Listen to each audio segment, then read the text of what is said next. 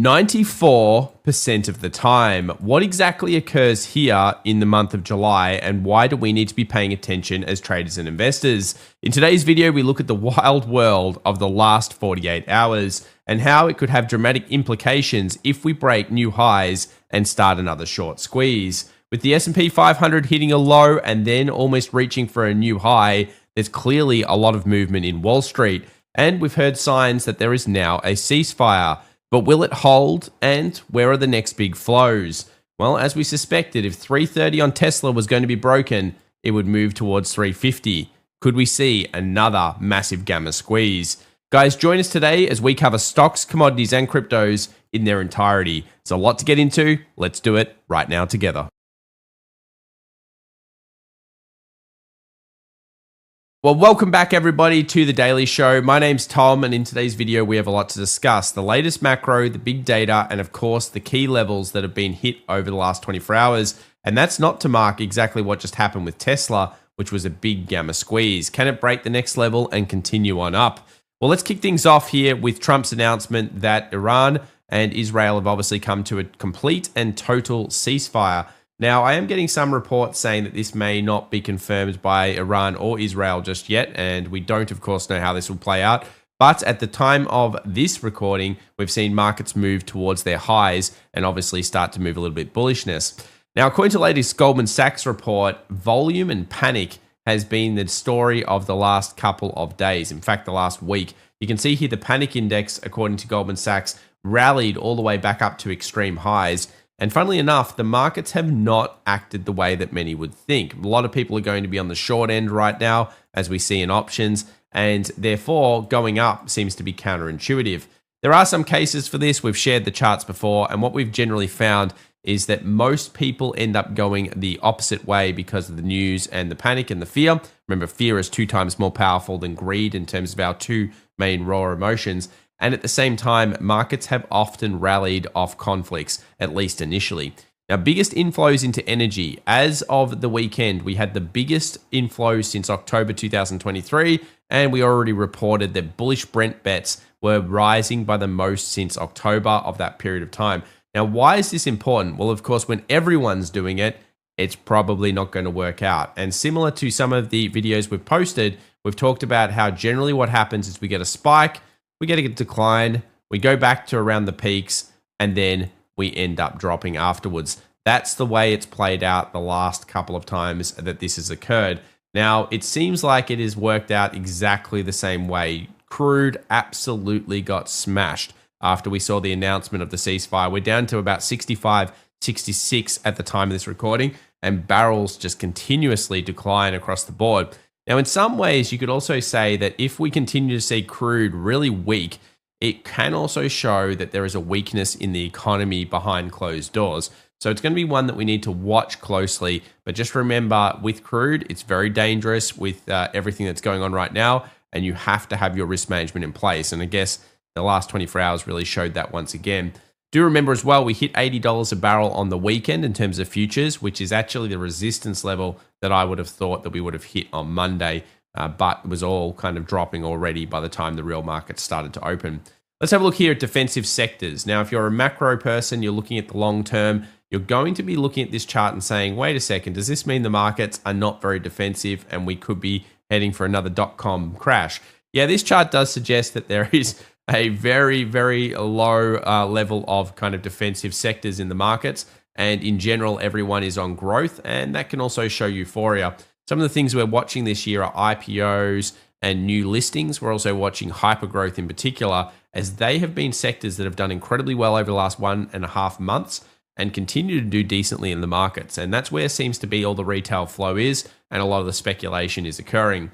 In terms of defensive sectors over the last day and 5 days, you can see here the last day we did not see defensive markets act, and over the last 5 days we also have seen most of the defensive stocks down below, which basically means that while we're starting to trade in this range, the market is still not really acting in a way that usually would be, normal with a big drop.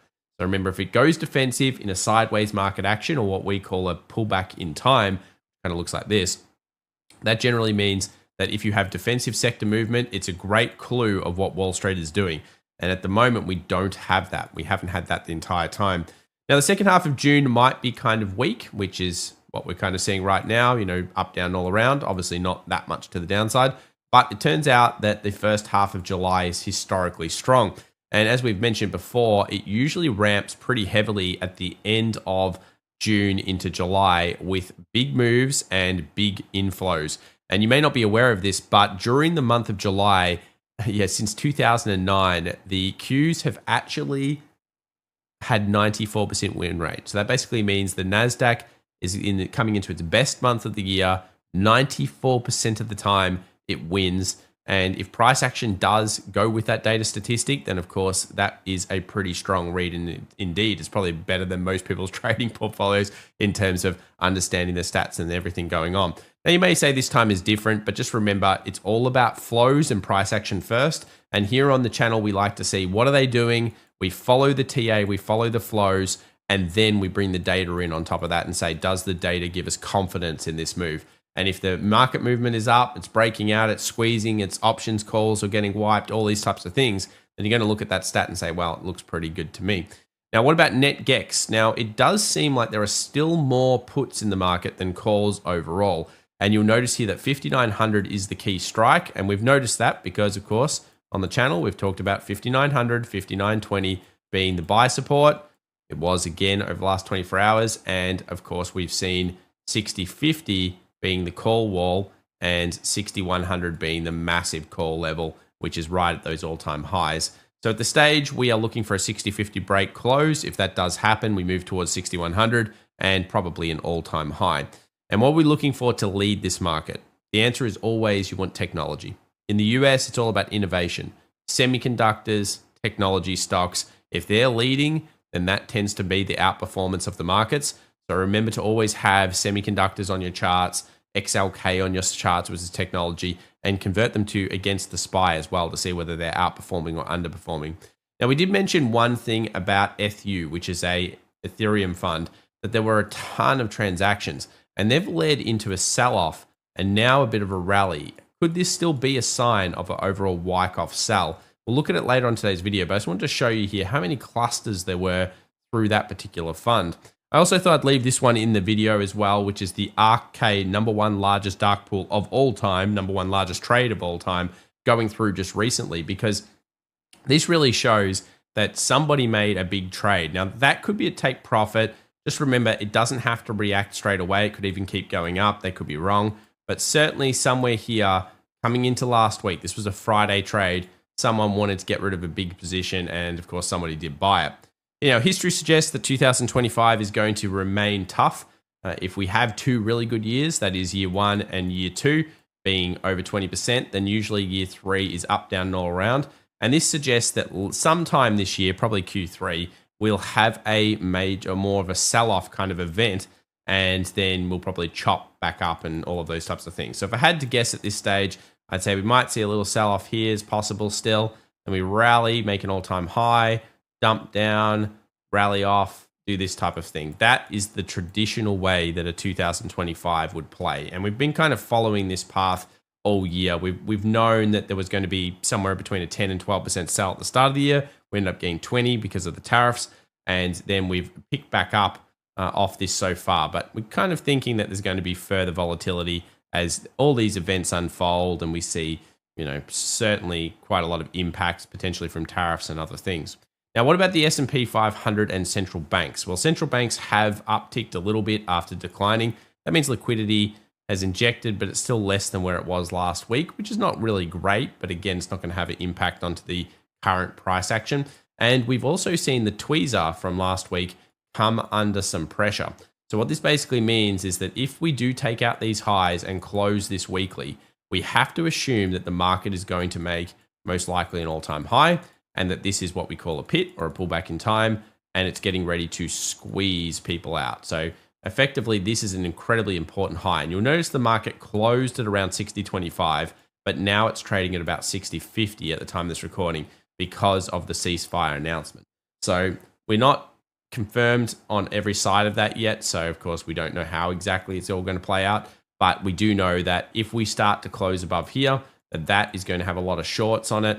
and most likely it could create a big squeeze. On the bottom end, we're still looking at 5,800. I think 5,800 is still an excellent level to be watching, and according to the futures market, that's still possible. In our live stream on Monday, we talked about this level here being a zone that we thought would be defended, and it actually was. It came up to it, and day traders would have been pretty happy, at least initially, because it dropped like considerably. I mean, you can see here it went boom straight back down as soon as it hit this zone. It actually dropped about 1% off that level, and that means that you've analyzed a really good zone, because if you get an instant reaction to it and you get a reaction that moves quite a lot, that's always a very good sign. Now, what didn't happen was it didn't continue on. We didn't get below 5920, 5900. NVIDIA Corporation, spelled NVDA, has seen significant stock growth. The company has risen over 50% in 2 months, driven by impressive first quarter 2026 revenue of $44 billion and strong demand for artificial intelligence chips. Analysts maintain a positive outlook, with a consensus buy rating ahead of the upcoming earnings report. Tesla stock rose 8.2% following the launch of Robotaxis in Austin. However, the service has drawn regulatory attention due to traffic violations and safety concerns. The National Highway Traffic Safety Administration is investigating incidents involving Tesla's autonomous vehicles, which have faced criticism for erratic driving. Analysts are divided on Tesla's stock trajectory, with a moderate buy consensus rating, but the stock has lost 13.7% year-to-date. Berkshire Hathaway sold 7% of its Bank of America shares but remains a major stakeholder. Bank of America reported strong first-quarter results, with revenue up 6% and earnings up 18%. Despite potential headwinds from lower interest rates, analysts remain bullish with a median target price of $50, indicating a 10% upside from current levels.